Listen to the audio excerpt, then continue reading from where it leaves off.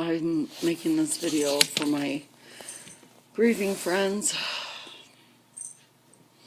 When their birthdays come around, you think you're prepared, and you're just, your feet are in the ground and you're like, I got this. And then inevitably you'll get a phone call or somebody will say one thing and you just go right into the dumps.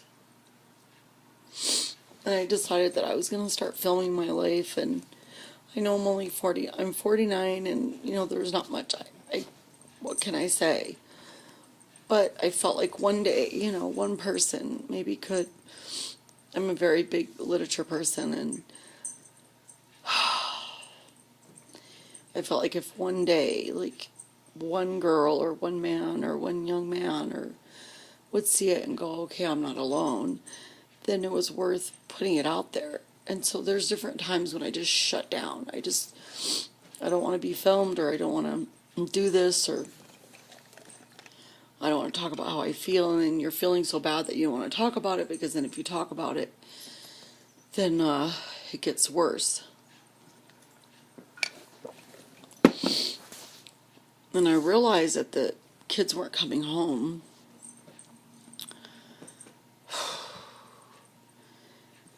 Sometimes I get through his birthday and I just whiz on past.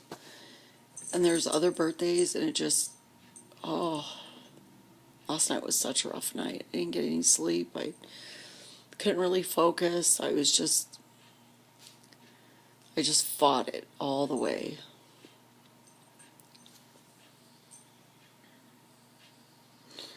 And then today, right when you think you cannot take one more thing, you're just barely holding on. You're just like, oh, get through this. You'll get a phone call. And so the college has asked me to come speak again, and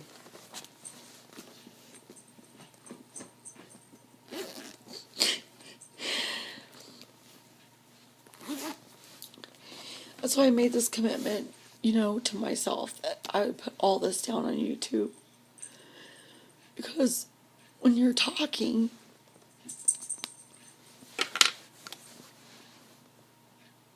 you're owning it. You're not hiding away and disappearing and doing the things that you've done for years to cope with it.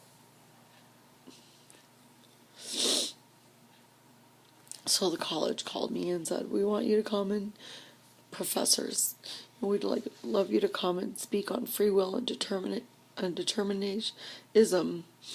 And sorry, I'm having trouble focusing. And it's such an honor, because when I look out to all those students, it's like I matter, that's why I'm here. I matter and have something to give, Oh. And I can't film it because it's like, what am I going to do? Like, get a camera and start filming what I'm saying and what other people say.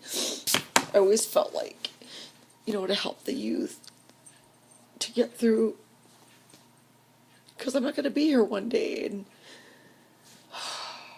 I wish somebody had helped me when it just happened, when my son passed away.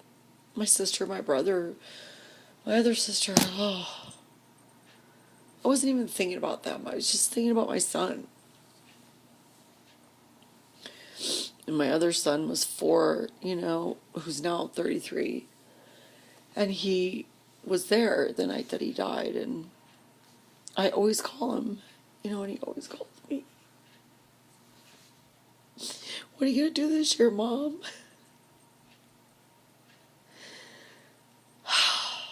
It's just a rough day yesterday. Like, it took all my, you can be happy one day and totally be on top of it, and the next day you just get, and it's so funny, the professor that's asking me to do this was the one that helped me the most with, death and dying. And now I speak at his classes, and it's a huge campus. Like, it's huge. It's like 300 students, and it's like, it's a big award. No, you're very vulnerable. And to come and speak about free will and determinism is just, it's about free speech. It's about, I don't want to get in that. It just changed the whole day. I've been fighting off crying all day. Just like, don't cry, Cindy, don't cry. I'm not going to really talk about him. I'm just going to talk about where I'm at with it. It changed my life forever. It takes the wind out of your sails sometimes. I'm not doing this so you'll feel sorry for me. I'm like over here, like, what do you know what I mean? It's like, I'm doing this so if somebody's out there and they're crying one night and they think, God, I just can't go another minute, maybe they'll push and see I don't know, It's blind faith. And so as other people were talking about political issues and stuff, it was like the night that he died, It's like, I remember walking outside the hospital and the world just kept going. And I was like, hey guys, world, could you stop for 1 minute so I can catch up? I'll never forget that feeling. Just 1 minute, just one. And I have a really good friend on Google Plus. Like, I think he's a great friend. Like, he knew something was wrong. He's like, been worried about you. What's going on? Because you can go from a great place to like nothing, like zero. I never expected that yesterday. So I didn't sleep good. I cried until, I don't know, about 1 o'clock, exhausted. And I have my garden, I have other things I'm doing, and I just couldn't even walk in there. I'll just never forget that, walking outside the hospital with my ex-husband, of course, because your marriage doesn't survive it. And, the cars were driving by, and I was like, God, just stop. Just please stop. That news was just, I always called it the forbidden door, when they called me in the back and told me he was dead. My legs just buckled. They just buckled. They asked me if I wanted to see him, and I said no.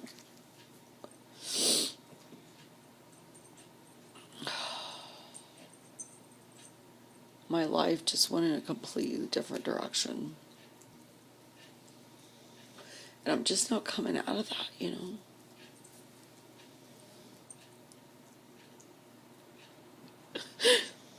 I'm just now coming out of that. I fought it for so long. And now I'm 49, and I have to. I can't hold on anymore. I didn't even get him a headstone. And then I went back last year to get him one, and my friend let me down,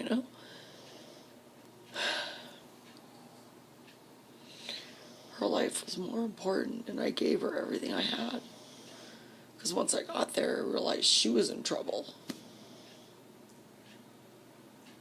So I got put on the back burner again, and don't really think about what you think.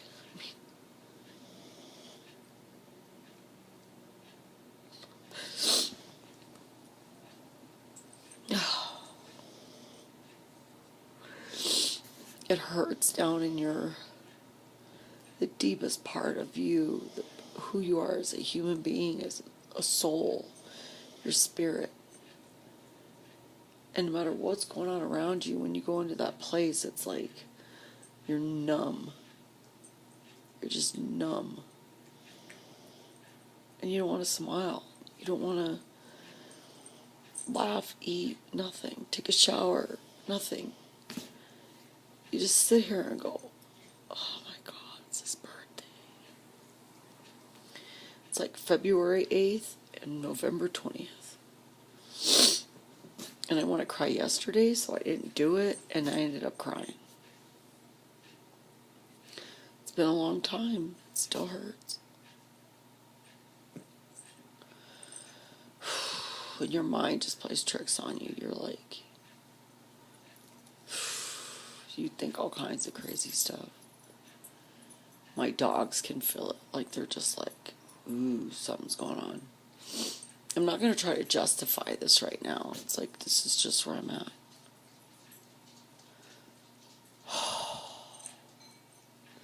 When my professor called, I was like, thank you. To be relevant. You just become antisocial, over the years.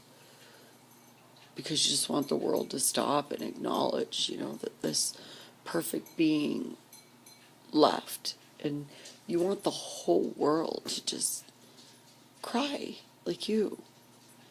And you'll get up, 3 days after, and like they're just laughing and living their lives. And you're like, this hurts so much. And you get angry. And grieving is about anger anyway.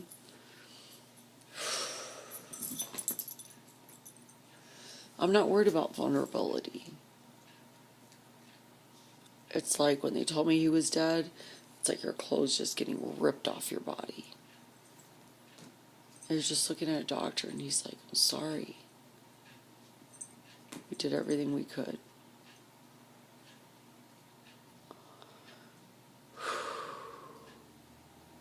So tonight's going to be a rough night, but tomorrow I'll get up and go through the motions. Get through Christmas. The worst of it's over. It's a dark, dark place where there is no light. There's no sun. There's no food that you can eat. You can't go to Walmart and buy a gift or something to make you feel better, a remedy kit. You just got to walk right through it. And I just didn't have the energy. It came out of nowhere late last night. I was just trying to get through the day. So, I'm really tired. I'm really exhausted. But I want you to know you're not alone.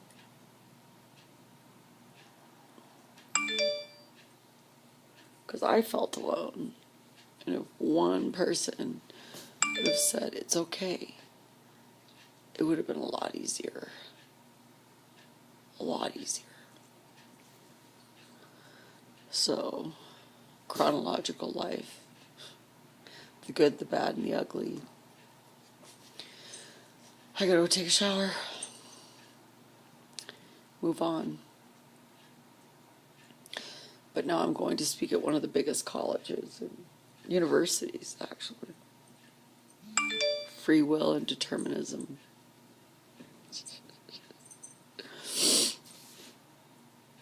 Yeah.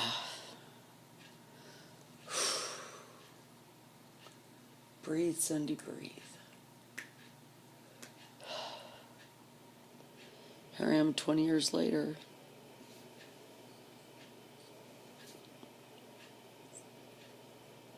My son, Joseph. Rest in peace. Don't tell me that. I know he's resting, trust me. He's really resting.